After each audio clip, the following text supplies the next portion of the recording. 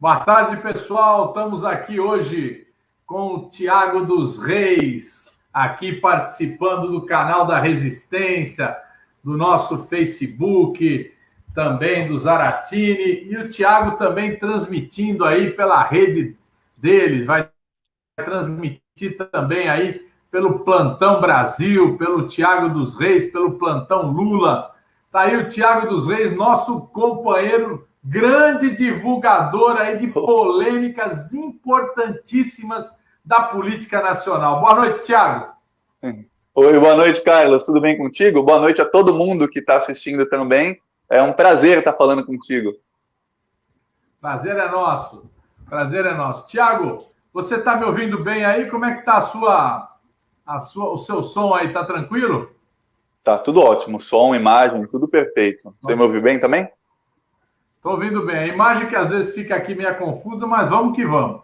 Olha, Vamos. é o seguinte, eu tô acompanhando, e você também está acompanhando, a questão da CPI, né? A famosa CPI da pandemia, que já estava lá estava na gavetinha do Rodrigo Pacheco, né? E aí, de repente, o Barroso resolveu determinar que se cumprisse aquilo que está na Constituição, né? O que ele propôs lá nada mais é do que cumprir a Constituição. Tem fato determinado? Tem. Tem as assinaturas? Tem. Então tem que instalar a CPI. E aí criou uma verdadeira crise no mundo bolsonarista, né? O governo bolsonarista entrou em parafuso, ele mesmo entrou em parafuso. Você acompanhou aí, Thiago? Fala um pouco sobre isso. Acompanhei. Olha, o Bolsonaro está em desespero. Eu tenho quase certeza que o Bolsonaro gravou aquela conversa com o Cajuru, combinado. Até porque o Bolsonaro não fala palavrão. Aí numa conversa de 25 minutos em que o Bolsonaro não fala palavrão, num tema que ele estava tão bravo, não tem como acreditar que aquele era o Bolsonaro verdadeiro. Ele estava muito educado. Aí depois deu ruim, né? Deu ruim, o Bolsonaro tentou jogar o Cajuru na fogueira, falou, não, aí o Flávio quer entrar agora no Conselho de Ética contra o Cajuru, deu ruim. E hoje estão já lendo o requerimento e está sendo instalada a CPI. E o governo está desesperado. Se tem uma palavra, Zaratini, que pode descrever o que o governo está vivendo hoje, eu acho que é essa, desespero. E o Bolsonaro é um camarada muito medroso, muito covardão, né? Eu me lembro, Thiago, que vários embates que nós tivemos lá na Câmara, né? O Bolsonaro, ele ia assim, fazia aquele barulho, mas quando ele via que vinha uma onda contrária, ele recuava, né? Então ele não é aquela... Ele atiça, né, os bolsonaristas, para os bolsonaristas saírem mordendo por aí. Mas ele não é um cara de muita coragem, não, né? E ele viu, não é. E ele falou bem pro Cajuru. Ele falou, Cajuru, isso aí vai ser uma CPI contra nós, para pegar o Pazuello, para pegar nossos amigos. Tem que jogar para cima dos governadores e dos prefeitos. E você tem que entrar aí contra o STF. Pede o impeachment do STF. Quer dizer, eu nunca vi um presidente da República ser tão descarado como é esse Bolsonaro. É impressionante, viu? Olha, imagina se no governo Dilma, quando a Dilma estava ali, no fim de 2015, aparece uma gravação da Dilma com um deputado que nem é muito aliado, mas também na oposição, dizendo, vamos pedir o impeachment do Gilmar Mendes, porque o Gilmar Mendes não sei o quê, ou o impeachment do Fachin. Imagina uma coisa dessa. O governo é abaixo, só que no governo Bolsonaro estão tentando apaziguar os ânimos, mas tá difícil, viu? Porque eu tô vendo os nomes que estão cotando para a composição da CPI, não tá nada bem pro Bolsonaro. Eu dei um Google em todos eles, é quase todo mundo oposicionista. Vai ficar ruim. O Senado tem uma característica diferente da Câmara, Thiago. Na Câmara, os partidos são mais homogêneos, né? É verdade, dentro de um partido tem sempre um ou outro camarada que destoa, né? Que tem partidos, por exemplo, o PP está na base do governo, mas sempre tem um ou dois que não vão na votação junto com a orientação do partido. Mas no Senado, isso é completamente diferente.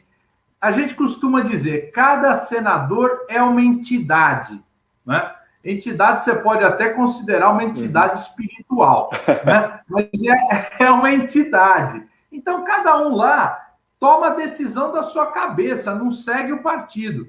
Então, você tem gente dentro do... Por exemplo, no próprio Cidadania, que é o antigo PPS, você tem o Cajuru e tem o Alessandro Vieira, né? São dois caras completamente diferentes. O Alessandro Vieira falou, porra, eu não tô nessa de estar com o Bolsonaro, e o Cajuru tá na cara, é amiguinho do Bolsonaro, né? Então, o Podemos tem o Álvaro Dias e tem um monte de cara governista lá. Então, é muito instável. Então, no mesmo partido pode ter vários tipos de pessoas lá, de opiniões políticas e tudo mais, né? Essa é a situação. O Senado vai pegar fogo, viu? No próprio MDB tem o Renan Calheiros, tem o líder do governo Bolsonaro, o líder do Congresso, do governo Bolsonaro no Senado e no Congresso são do MDB, e tem lá o Renan Calheiros, tem outros do MDB também que estão contra o Bolsonaro, e o Renan parece que ele vai sair para relator, e se ele sair para relator é um problemão para o Bolsonaro, porque eu não acho que o Renan Calheiros vai aliviar para o governo, não, e o relatório final é o que o Bolsonaro está com medo. Ele está com muito medo do relatório final, que é o que manda indiciar, o que manda quem cometeu o crime, quem não cometeu.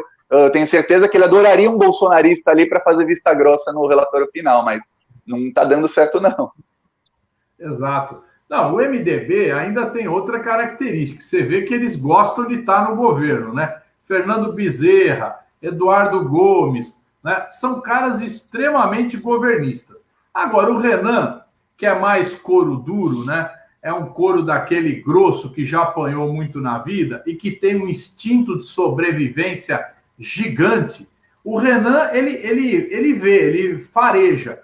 Quando o governo está começando a balançar, ele fala, olha, deixa eu me deslocar aqui, que eu não posso ficar ruim com a opinião pública. Eu me lembro bem, Thiago, o Renan era do governo da Dilma, base do Lula, base da Dilma. Mas quando ele viu que a situação estava periclitante, ele já se deslocou para o outro lado, né? E acabou votando favorável ao golpe contra a Dilma. Então, agora ele está vendo, opa, esse governo aqui já não está mais com essa bola toda. Então, deixa eu começar a me diferenciar dele. Começa assim, diferenciando. Depois vai para a segunda etapa, que é dando a porrada, viu?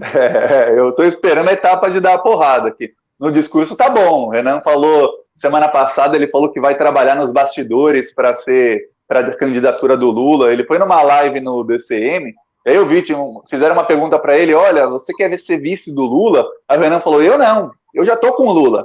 A gente tem que trazer alguém para agregar aqui ao projeto político. Mas eu já estou com o Lula. Quer dizer, no discurso tá bom, agora eu quero ver sapatada no Bolsonaro, porque a CPI tem tudo para pegar fogo.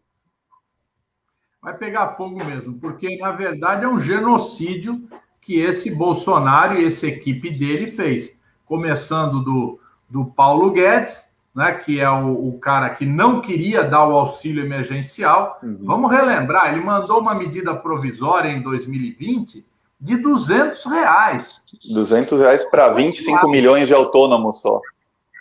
Aí isso nós aumentamos para 600 e já chegamos a 68 milhões de pessoas, né? Sim. Homens e mulheres. Agora ele reduziu de novo esse R$250.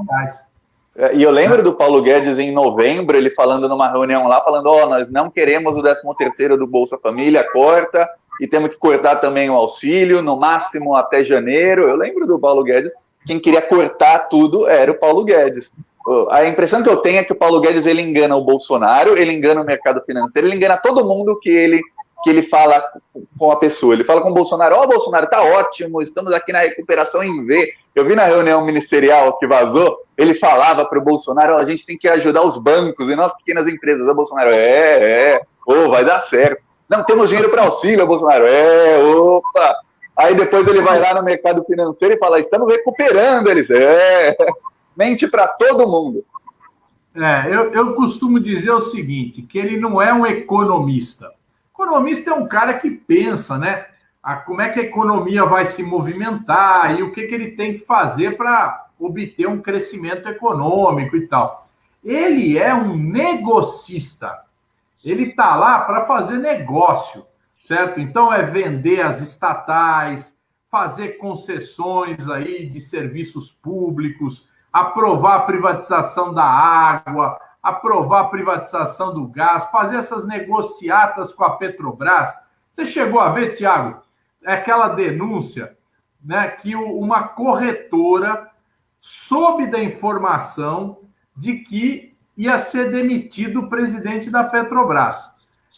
Mas imediatamente eles foram lá, fizeram uma compra no mercado de opções aí da Bolsa de Valores e lucraram em um dia 18 milhões de reais. 18 milhões de reais, cara. É assim, moleza, moleza. Qualquer brasileiro para ganhar 18 milhões de reais, acho que nem a vida inteira trabalhando, né? Mas eles conseguiram ali um recorde, uma maravilha. E estão sendo investigados por isso. Parece que tem a ver com... Era alguém ligado ao ex-presidente da Petrobras, que era também parte do governo. Estão todos ali juntos.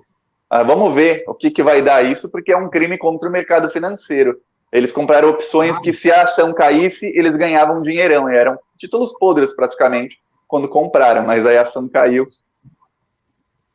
Ele agora vai pegar, eu acho que a CPI pega, então, o Paulo Guedes, pega o Pazuello, né? O Pazuello vai ter que explicar muita coisa, né? Como é que funcionava a logística do Ministério da Saúde.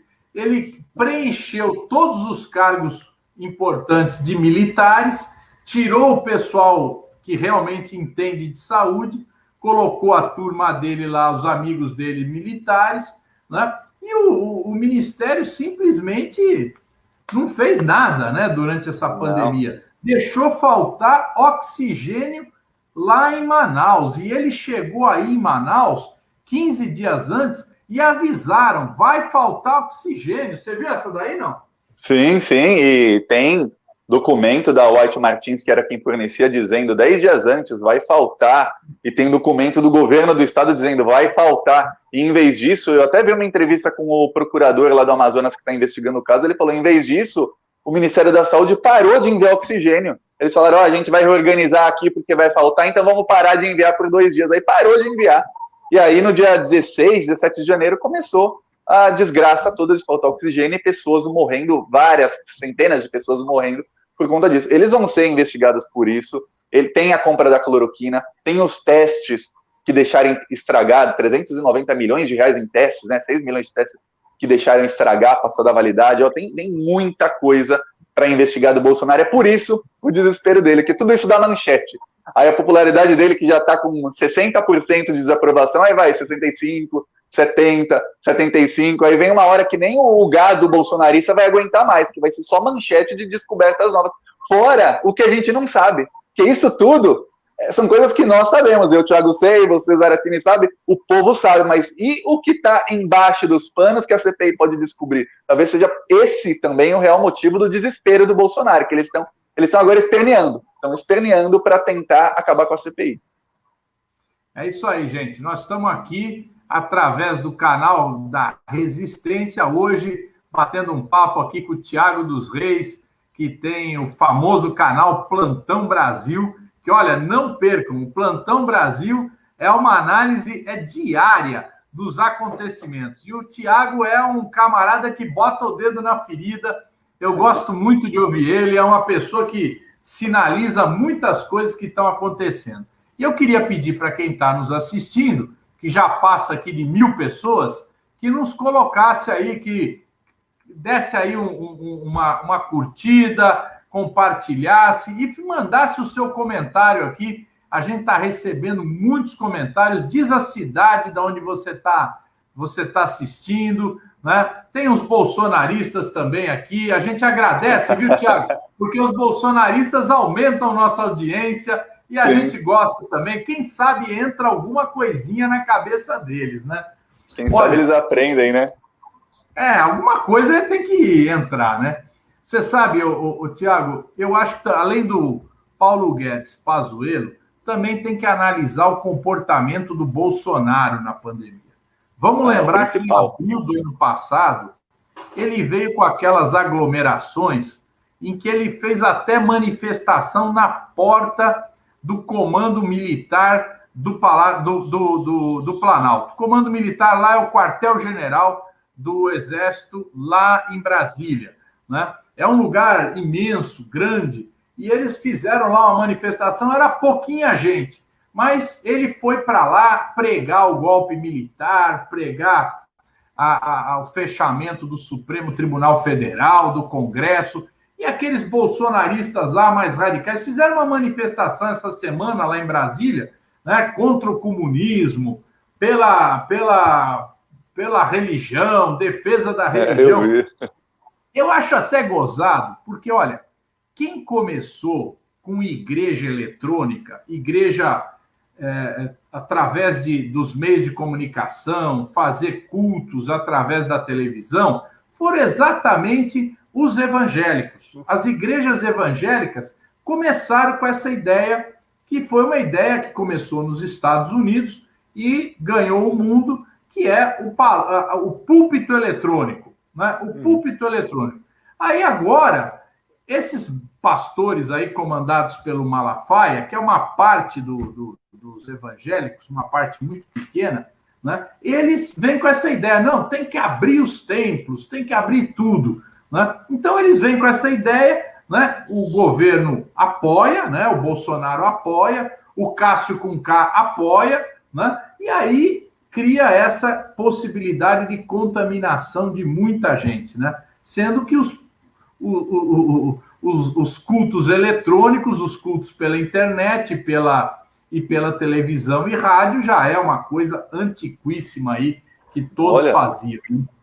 Desde que eu sou criança, eu lembro, você ligava na Bandeirantes à noite, tinha lá um pastor falando numa igreja lotada, fazendo lá o culto pela TV, tinha um telefone até para quem quisesse fazer a doação. Hoje deve ter um código de barra, eu não assisto mais, mas deve ter para quem quiser fazer o dízimo, mas eles querem em pessoa. E o pior é como eles espalham fake news. Para você ter ideia, tem até gente que eu conheço publicando notícia, aí não é nem fake news, é notícia verdadeira. A Suprema Corte dos Estados Unidos proíbe a Califórnia de fechar os cultos. Aí, junto tem um textão que com certeza foi criado por um bolsonarista, dizendo, tá vendo, nem nos Estados Unidos pode fechar a igreja. Aí você clica na notícia e vai ler até o caso. Por acaso, o Cássio Nunes, ele citou esse caso na decisão dele. Só que a decisão lá da Corte dos Estados Unidos era o seguinte, na Califórnia, abriram academias, restaurantes, bares, discotecas e não abriram a igreja. Aí a Suprema Corte falou, se pode tudo, pode igreja também. Você não pode diferenciar. No Brasil, o que eles querem é o seguinte, não pode nada, mas a igreja tem que abrir. O dízimo tem que ser em dinheiro vivo. Aí não tem como. Mas eles enganam as pessoas acham que nos Estados Unidos pode, que lá é do jeito que eles querem aqui, e é fake news. E essas pessoas vão, e aí são vítimas que acabam adoecendo, acabam matando os próprios familiares, aí depois choram, e no fim choram e continuam gritando mito. É o pior. Agora você vê, você falou uma coisa certa, né? Tem alguns caras que querem o dinheiro vivo, porque mesmo a coleta de contribuições para a igreja pode ser feita pelo Pix, né? Uhum. Você tem o Pix, que é uma coisa tão fácil de fazer, que foi inventada aí. Agora, o Pix vai para a conta, né? Entra na contabilidade. E o dinheiro vivo, não necessariamente, né? Às vezes, tem outros caminhos, né? Outros caminhos. Então, eu acho que, às vezes, esse pessoal tem alguns interesses aí. Esses pastores aí, Malafaia, pelo amor de Deus, né? São antipovo, né? Para eles querem que o povo se exploda, né? É um negócio, Valdomiro, né? São caras assim. Eu vejo alguns amigos deles lá no Congresso, eles, até pessoas razoáveis, assim, no trato, né? Mas quando vão defender aquelas ideias, Jesus na causa, rapaz, é um negócio muito, muito, muito atrasado, né? Mas é assim, a gente tem que ir. Agora, essa CPI vai ser isso. Agora, me explica, você que analisa bem. Essa conversa do Cajuru com o Bolsonaro, o que é? De onde veio isso? O que aconteceu?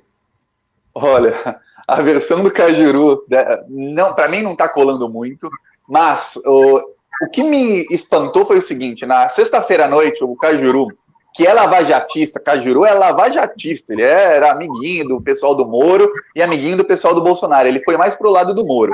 Aí ele deu uma entrevista para o Papo Antagonista, que também é lá o canal oficial do lavajatismo, dizendo, não, a CPI tem que ser só contra o governo, não tem que ser contra estados e municípios, coisa nenhuma. Tá. Aí no sábado, um dia depois, ele conversa com o Bolsonaro e grava dizendo, presidente, tem que ser também, vou colocar também estados e municípios. E, peraí, Cajuru, mas você muda tanto em 24 horas? E isso foi logo depois dos bolsominions atacarem, do gabinete do ódio começar a atacar o Cajuru. Que me parece que ele ficou acuado e falou, vamos gravar aqui uma conversa combinada, não vai me entrar na cabeça nunca que o Bolsonaro ia ficar 25 minutos conversando sem falar um palavrão sobre a CPI. E que o Bolsonaro até ia falar, tem que ter a CPI, mas para estados e municípios. Não, desculpa, não entra. Não tem como. Ele só usou palavrão quando foi xingar o Randolfo Rodrigues no final da conversa. Olha, demais. Aí pegou ruim, deu ruim. Mas até que eles conseguiram criar um diversionismo ontem, uma cortina de fumaça, porque todo mundo só falava da conversa e ninguém falou da CPI. Só que hoje está ao contrário, todo mundo fala da criação da CPI, de quem vai ser nomeado, quem não vai ser, e parece que não vai dar para barrar o bonde, a não ser que o STF prepare algum golpe na CPI amanhã, mas depois do ataque do Bolsonaro ficou difícil, né? Porque ele fala de impeachment de ministro, dá parabéns, agora o impeachment do Alexandre de Moraes foi para o Cássio Nunes, o STF vai ter que tomar uma posição mais enérgica até do que tomaria antes. O STF, ele está entrando no centro da política, né? É uma coisa que jamais deveria acontecer. O judiciário não poderia estar no centro da política. Agora você vê, começou... Bom, isso já vem há bastante tempo, mas ultimamente o primeiro grande fato foi a decisão do Fachin, que era aquela decisão que ele falou, não, eu estou tomando a mesma posição que a segunda turma, que é a turma que ele pertence lá, 5 juízes, vem tomando há bastante tempo. O que não for relativo à Petrobras tem que ir para outra vara, não pode ser julgado em Curitiba. Em Curitiba, na 13ª vara, só se julga casos de corrupção relativos à Petrobras. E aí, tanto o caso do famoso sítio de Atibaia, do Lula, como aquele caso do Lula de Guarujá, nenhum dos dois tem a ver com Petrobras. Aí o Fachin, para livrar o julgamento da suspeição do Moro, tentando criar uma situação em que não se julgasse a suspeição do Moro, pega e fala, não, então vamos anular esses processos e vamos mandar tudo isso aqui para a vara de Brasília, né? E anulou os processos do Lula. E com isso ele mexeu as pedras na política nacional. Porque, vê bem, Tiago, muita gente, qual era o papo na política? Olha, o PT tem chance de ir para o segundo turno. Mas se for para o segundo turno, não vai ganhar, porque o Bolsonaro ganha do PT. Esse era o raciocínio que o meio político fazia. Quando o Lula entra em campo, mudou completamente, porque aí já não tem dúvida que o Lula vai para o segundo turno. Né? Já todo mundo fala, bom, o Lula vai estar no segundo turno e tem chance de ganhar. E as pesquisas já deram aí o Lula em primeiro lugar no primeiro e no segundo turno. Né? Então, isso mudou o coreto. Né? Agora, eles vão tentar reverter. Você vê o que o Merval Pereira está falando. Você está acompanhando? Tá desesperado o Merval tá desesperado. Eu não sei, eu fico com medo do julgamento do STF. Eu fico com medo porque a gente não confia no STF. O STF hoje é a instituição que mais funciona contra o governo Bolsonaro, mas, porque lá na Câmara tem o pessoal do Bolsonaro que não deixa, no Senado também tem o Pacheco, mas o STF está funcionando pelo menos em parte contra isso. Mas no caso do Lula eu tenho medo, tenho muito medo do STF de uma reviravolta, porém, tudo indica que não vai ter esse golpe aí não, por isso o desespero do Merval tentando fazer até o Fachin mudar o voto dele, não tem sentido. Ele vai tentar achar um jeito do Fachin mudar de voto, né? Sem dizer que mudou.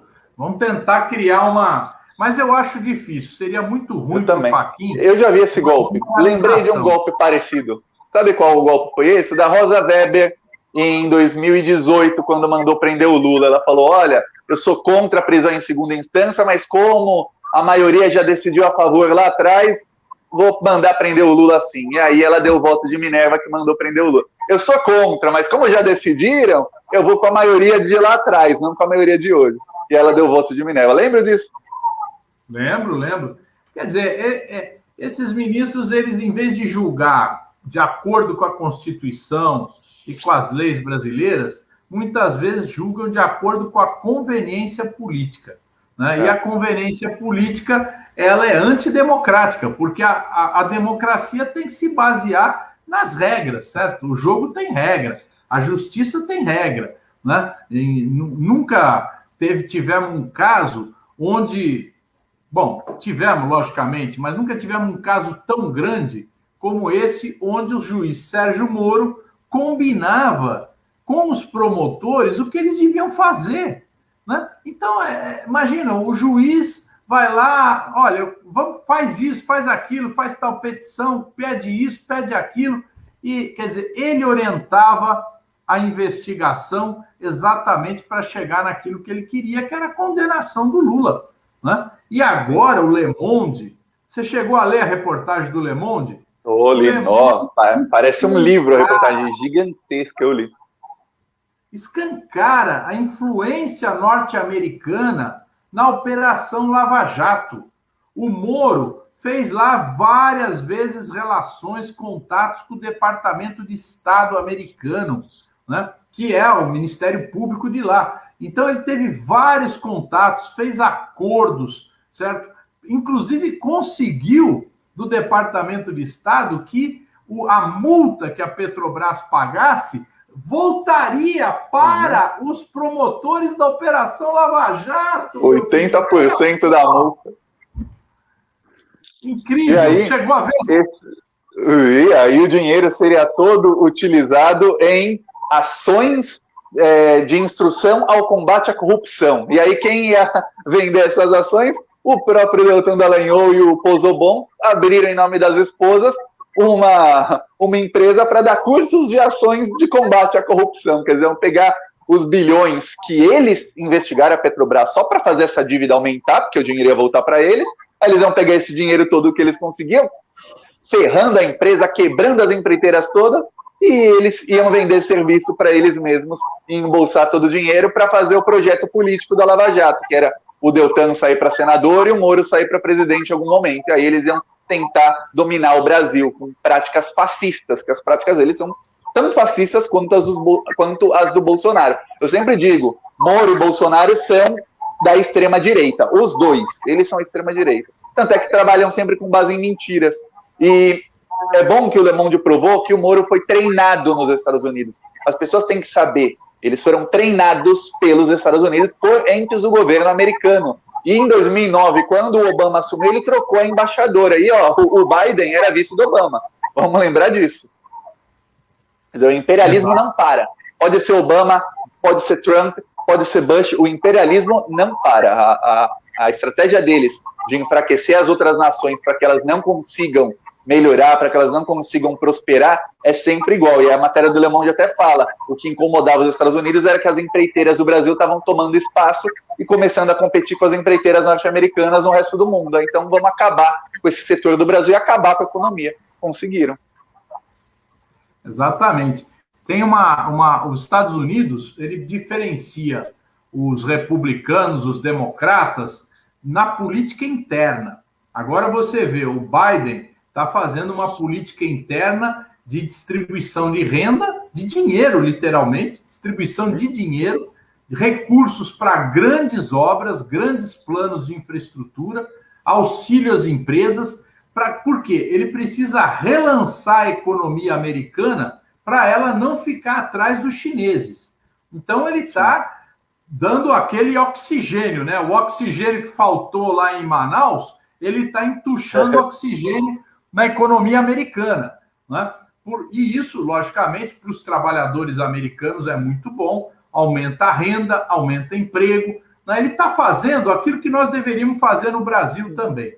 Agora, a política externa americana, ela tem uma filosofia, que aí tanto faz se é republicano ou democrata, mas é uma política imperialista, né? É uma política que quer manter os países sob o seu domínio, particularmente aqui a América Latina, né, que sempre foi o quintal americano. Os Estados Unidos nunca aceitaram, né, que a América Latina tivesse mudanças para a esquerda, né? Sempre que mantivesse governos conservadores de direita e subordinados a eles norte-americanos. Então, toda vez que teve um governo, seja na América Central, na América Latina, que tentava controlar as suas riquezas naturais, né, e ter soberania sobre as suas riquezas naturais, o que os Estados Unidos fazia? Era, na época do início do século passado, era o Big Stick, o porrete, o grande porrete. Aí depois passou para os golpes militares, né? Primeiro eles interviam diretamente, depois eles passaram a intervir através dos militares. E agora, essa nova sistemática, o lawfare, a intervenção através da justiça, combatendo a corrupção. E olha o que eles fizeram no Brasil, na Argentina, na Bolívia, no Peru. O Peru teve 4 presidentes em 3 anos. O Equador, né? Então, a Venezuela, eles tentam, mas não conseguem.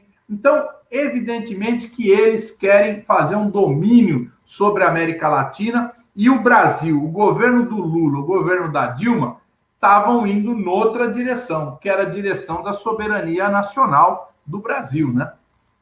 Sim, sim. Eu inclusive, digo que a próxima vez que a gente assumir, quando digo a gente, é o PT, no caso do Lula, quero em 2023 assumir, tem que pensar muito bem em como proteger o Brasil, porque o imperialismo vai continuar tentando e eles estão sempre um passo na nossa frente, percebeu? Era os porretes, aí depois golpe militar, aí depois, não dá golpe militar, vamos tentar golpe judiciário, vamos tentar fake news utilizando a grande mídia, vamos tentar, inclusive o treinamento do Moro, quando o Le Monde mostra, a representante lá dos Estados Unidos, Karine Taxman é o nome dela, ela fala no primeiro discurso dela aqui no Brasil, na embaixada, ela fala, olha, para você prender a pessoa, você tem que convencer a população inteira de que essa pessoa tem que ser presa. Eles têm que pedir para prender. É o que fizeram com o Lula. Quando a população inteira foi enganada, começou não a população inteira, mas uma parte começou a pedir fora Dilma, prenda o Lula, aí ele foi lá e prendeu o Lula exatamente como dizia a cartilha dos Estados Unidos. Então a gente tem que sempre tentar antever o próximo passo dele, porque essa foi a estratégia dele nos anos 2010 até 2020. Agora, 2020 a 2030, não sabemos quais serão as próximas estratégias do imperialismo, mas terão.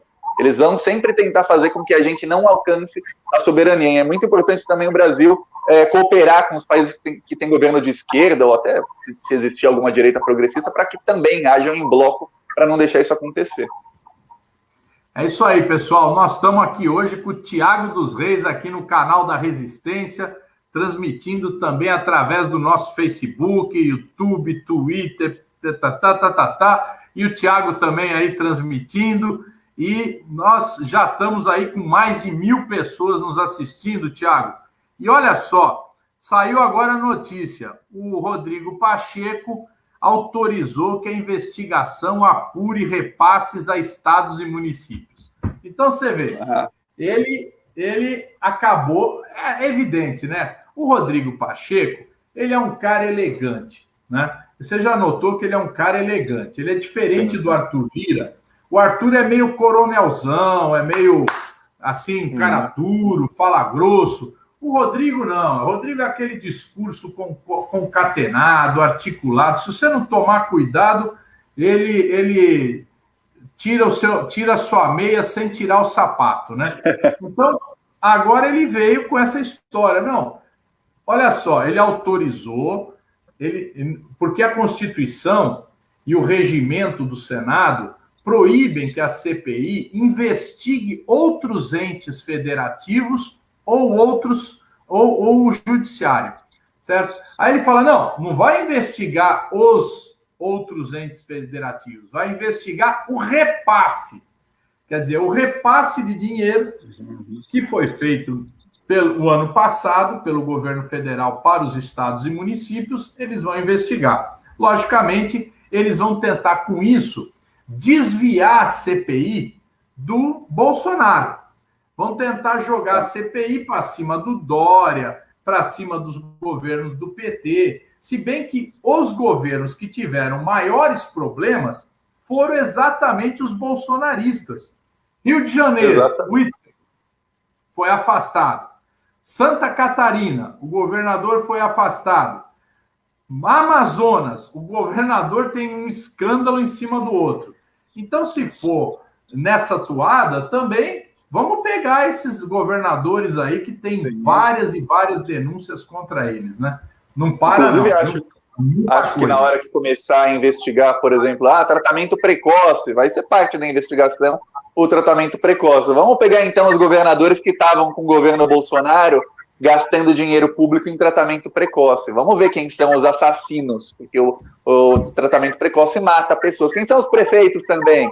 É só nisso que dá para investigar governador e prefeito. Se ele começar a investigar repasse, ele vai dar tiros no pé. Eu tenho certeza que o Bolsonaro quer, a minha opinião, não vai dar certo. Às vezes eu falo, spoiler, o que vai acontecer no futuro. Não vai dar certo. O que o Bolsonaro quer é o seguinte, ele convocar uma pessoa ligada ao Dória, ou ter um depoimento lá na CPI de alguém acusando o Dória de alguma coisa, para ele usar o gabinete do ódio, usar as fake news, e ele sabe que ele consegue furar a bolha bolsonarista e chegar no cidadão despolitizado, para ele bater no Dória e bater na oposição. Mas que ele vai ser metralhado na CPI, disso eu não tenho dúvida nenhuma. A maioria, 90% dos tiros vão ser no bolsonarismo. Ele vai tentar usar o resto para bater nos outros e fazer um grande escândalo no WhatsApp do Bolsonaro, dos bolsonaristas. É isso, é a tática desesperada deles. Eu não acho que vai dar certo, que ele vai conseguir desfazer o estrago. Até porque o Bolsonaro, eles começaram a pagar agora no auxílio, que é uma merreca, não vai para quase ninguém, as pessoas são cada vez mais pobres, e quando as pessoas começam a ficar cada vez mais pobres e verem o governo não pagando auxílio, falando que não tem dinheiro, mas sabendo que tem, as pessoas começam a rejeitar o Bolsonaro. A rejeição dele vai só aumentar. Tá ruim a coisa para o Bolsonaro. Agora, você vê, o povo está recebendo aí os R$250, né? Antigamente, a pessoa recebia 2 cotas por família, o marido e a mulher, né? Ou a mulher e um filho, o marido e um filho. Agora é uma cota só por família, só R$250. Não paga nem 1/3 da cesta básica, né? Os aluguéis subiram 28%. 28% foram os reajustes de aluguel. O preço da gasolina já aumentou 40% em um ano. O preço dos principais alimentos já tiveram aumentos explosivos. Então, quer dizer, as pessoas estão vendo que esse governo está colocando o Brasil no buraco, está afundando o Brasil. E essa situação não afunda. Parece assim, a economia está afundando. Não, o que afunda é a vida da pessoa. Porque a pessoa não tem alimento para levar para casa, a pessoa não tem como atender os seus filhos, não tem como pagar o aluguel. O dono do imóvel que aluga aquele quintalzinho ali, aluga uma casinha no fundo, não consegue receber o aluguel e aí não consegue também comprar os seus alimentos, complementar a sua aposentadoria. Então, é uma situação muito triste. Olha, Tiago, a gente que é deputado, a gente tem muito contato no povo, né? E aqui, rapaz, você não tem noção quanta gente que vem pedir uma ajuda. É uma coisa impressionante, né? Eu vou dizer a você, o governo federal tem o genocídio, que é o vírus, e tem o genocídio, que é a fome, certo? Sim. Que eles estão provocando também uma grande fome no Brasil, uma situação assim que não se via há muito tempo, viu? Sim, e a narrativa dele é o seguinte, a culpa é toda do lockdown, é o lockdown que está fazendo as pessoas passarem fome. Só que tem uma coisa, ele consegue até convencer parte da classe média com isso. Só que as classes mais baixas que estão vendo que não tem mais auxílio, elas não querem nem saber se é o lockdown ou não. Eles querem comida na mesa. E isso o governo tem a obrigação de dar e não está dando. É por isso que eu acho importante, quando a gente fala de comunicação, é levar a mensagem para o povo, por exemplo, o governo deu 1 trilhão e 200 bilhões para os bancos. Se fizer na ponta da caneta, dividir esse dinheiro por 200 milhões de brasileiros, dá 6 mil reais para um cidadão brasileiro vivo. Inclusive 6 mil para o Bolsonaro, para mim, para você, para cada brasileiro. São um pouco mais de 200 milhões, seria um pouco menos de 6 mil. Mas é dinheiro que ele deu para os bancos. Em troca, os bancos fizeram o quê? Aumentaram os juros. Quer dizer o quê? Nada. Fizeram o quê para o social? Nada. Absolutamente nada. Quer dizer, o Bolsonaro tem prioridades. Por exemplo, é muito importante dizer, eu sempre nos meus vídeos do TikTok, lá alcança muita gente também, eu sempre tento mostrar isso. O governo do PT, o governo Dilma, deixou, convertendo em moeda de hoje para real, quase 2 trilhões de reais em reserva. E o que diz o FMI e outros bancos de risco é o quê? Se o Brasil gastasse meio trilhão de reais, 500 bilhões, em auxílio, o Brasil ainda estaria muito acima do valor mínimo de reservas internacionais para ter, assim, uma reserva para um momento de crise. E, que momento de crise existe maior do que agora? E o Bolsonaro nem passou pela cabeça dele usar esse dinheiro para pagar auxílio para as pessoas mais pobres, para as empresas. Os pais da minha esposa, os meus sogros, eles têm empresas na Polônia. Olha, eles ganharam um auxílio, o governo pagava o salário de todos os funcionários deles, pagavam para eles também, eles ganharam dinheiro na pandemia mesmo sem trabalhar. No Brasil é o contrário, o pequeno, o médio empresário está quebrando. E os grandes estão lucrando mais do que nunca. E o Lula agora está apresentando essa proposta, né, de retomada da economia. É uma proposta que o Lula, em todas as entrevistas, está falando, né, de retomada da economia com recursos na mão do povo, dinheiro no bolso do povo, investimento nas pequenas e microempresas, certo? Para que elas possam gerar mais empregos, né? E projetos de infraestrutura no Brasil. Né? Você vê, a infraestrutura, eles fizeram agora um leilão de aeroportos, né?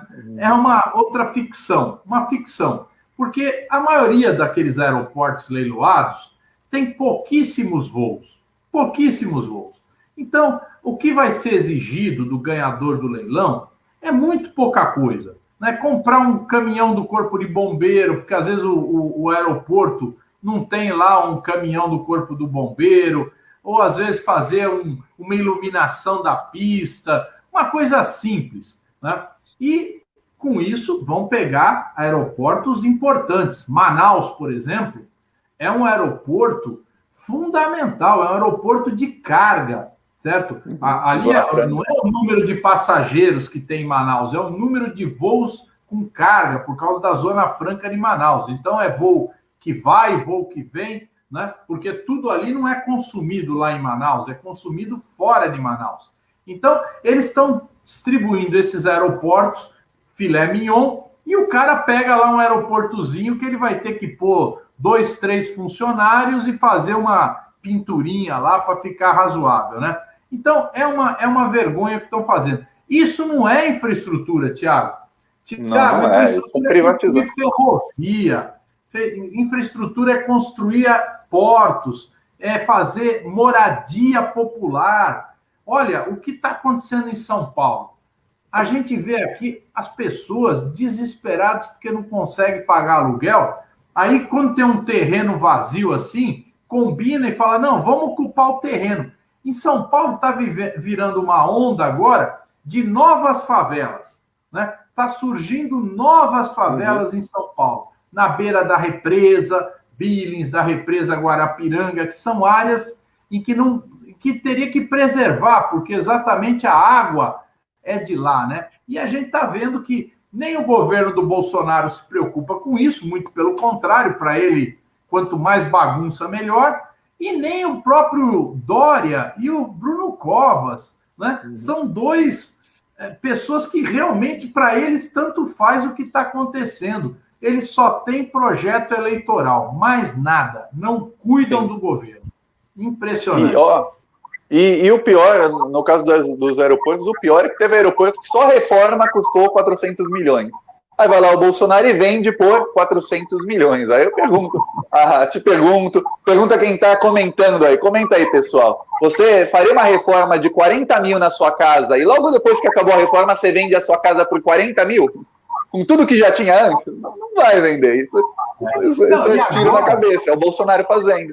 Só que no caso é a gente que pagou a reforma e é a gente que está tendo prejuízo. E agora ele quer vender o aeroporto de Congonhas e o aeroporto de Santos Dumont, no Rio, né? Que são os aeroportos mais movimentados do Brasil, são os que têm mais intensidade de passageiro, pô. É impressionante. E o pior, eu fui ver dados de outros países. Nos Estados Unidos só existe um aeroporto privatizado nos Estados Unidos. Todos são gestão pública. Se tem um país capitalista, são os Estados Unidos. Todos os aeroportos são públicos, não tem nenhum privatizado. Aí tem aeroporto que o Bolsonaro vendeu, aí você vai ver quem comprou, estatal da Suíça. Foi uma estatal, no último leilão, estatal da Espanha levou tudo. Eu falo, peraí, se é para privatizar, porque a iniciativa privada tem que tomar conta, que você está privatizando para estatal de outro país. Então, quer dizer que é um negócio que dá para ser administrado publicamente e dá lucro. Esse é o pior, privatizar coisa que dá lucro. É incrível. Exato. E você vê que nunca essas vendas, essas privatizações, nunca é de uma coisa que vai ser construída. É sempre de alguma coisa que já foi construída com dinheiro público, né? E que eles dão de graça praticamente. Olha só, agora a Petrobras vendeu a refinaria Landulfo Alves. É a primeira refinaria que foi feita no Brasil. É uma refinaria lá na Bahia, no Recôncavo Baiano, né? E produz 14% dos combustíveis brasileiros. Pois bem, a Petrobras, a própria Petrobras, falou: essa refinaria vale 3 bilhões. Aí vendeu, sem concorrência, sem leilão, para um fundo árabe, por 1 bilhão e 600. Como é que pode uma coisa dessa? Eu falo, olha, Tiago, eu vou te vender minha casa aqui, vale 3 bilhões. Aí eu aceito uma oferta tua pela metade do preço? Olha, brincadeira, né? Parece as negociações de imóvel do Flávio Bolsonaro, não parece? Pois é loja de chocolate, né? Só que o chocolate, no caso, é patrimônio público. Olha, quanto mais eu vejo essas notícias, mais radical eu vou ficando a favor de reestatizar, de fazer um monte de coisa. Porque, olha, dá muita raiva. Eles estão roubando patrimônio público e, no caso, a refinaria é uma coisa que é de importância da soberania nacional. A gente precisa refinar o nosso próprio petróleo. Não uma empresa árabe que vem aqui, tira o petróleo, refina e já leva refinado para lá o petróleo. E o pior, não paga nem os royalties, porque a lei lá do José Serra, outra lei criminosa, fez com que não paguem nem os royalties. Quer dizer, eles estão vindo aqui literalmente, pegando o petróleo, refinando para não precisar mandar cru, para mandar menos volume para lá, e mandando de graça, praticamente. É isso que está acontecendo. Estão roubando nosso patrimônio. Patrimônio que iria para a educação, iria para a saúde, iria para o Brasil virar realmente uma potência mundial, se não tivesse ocorrido o golpe, se não tivesse ocorrido a Lava Jato e o Bolsonaro. Olha, é triste, mas a gente vai recuperar, a gente vai para cima deles. Tiago, agora, só para falar de soberania nacional, olha só, nós estamos vivendo uma pandemia. Já passou de 350 mil mortes, e deve ser muito mais, porque tem muita gente que não é notificada como morte por Covid. São as tais das insuficiências respiratórias. Sim. Né? Então o cara bota lá, morreu do quê? Pneumonia, insuficiência respiratória. Como não faz o teste, não sabe se foi ou não foi Covid. Né? Então esse número de 350 já deve ter passado de 400 mil pessoas por conta da Covid. Bom, aí o Brasil, o governo brasileiro, vai lá na Organização Mundial de Comércio e vota contra quebrar a patente das vacinas. Olha, se nós quebrássemos a patente das vacinas, nós poderíamos fabricar as vacinas, o insumo, aquilo que vem da China, o insumo, que é aquela parte, vamos dizer assim, o xaropinho. A parte importante. Né? A parte importante, né? a gente poderia fabricar o insumo no Brasil. Nós temos fábrica de vacina. Você sabe que no Brasil tem mais boi do que gente, né? Tem mais de 300 milhões de cabeça de gado, né? E todo ano esse gado é vacinado, né? E essas fábricas de vacina produzem para o gado, poderiam produzir, que a estrutura da fábrica é a mesma, poderiam produzir a vacina para as pessoas, para os humanos, né? Se nós tivéssemos aqui quebrado a patente.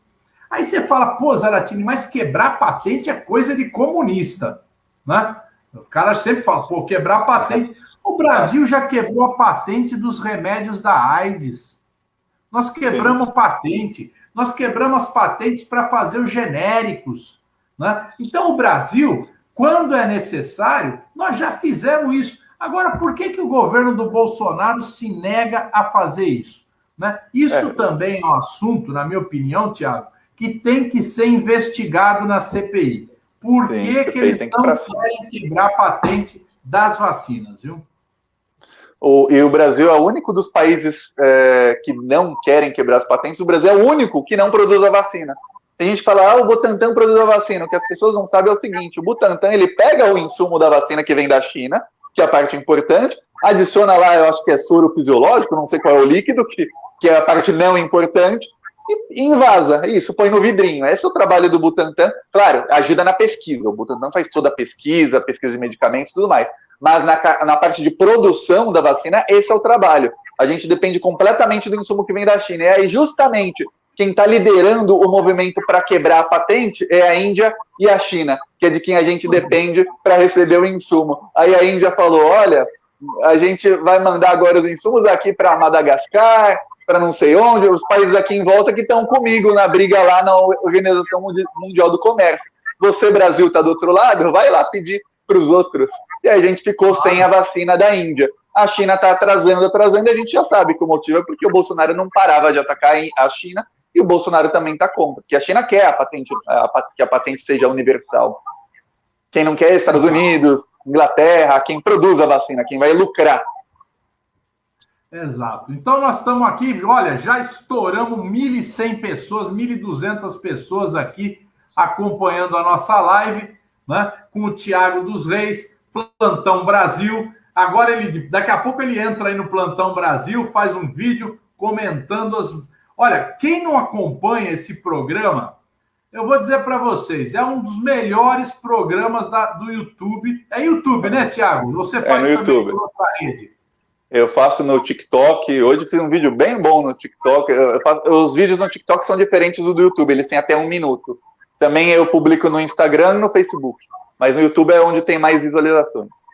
YouTube é onde você está mais com um programa mais firme, né? E sim, é um programa de comentário político. Porque se você ou ficar ouvindo o Jornal Nacional, não dá. Meu Deus do céu. Se você ouvir, então, a Record, a Bandeirantes, pelo amor de Deus, aí você está lascado.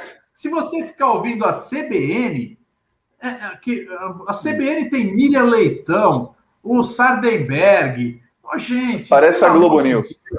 Vamos sair dessa vida, vamos ouvir o Tiago dos Reis, acompanha lá no YouTube para você saber o que está acontecendo, uma visão política real do Brasil. É isso que a gente precisa ter. Nós estamos aqui, Tiago. Muito obrigado.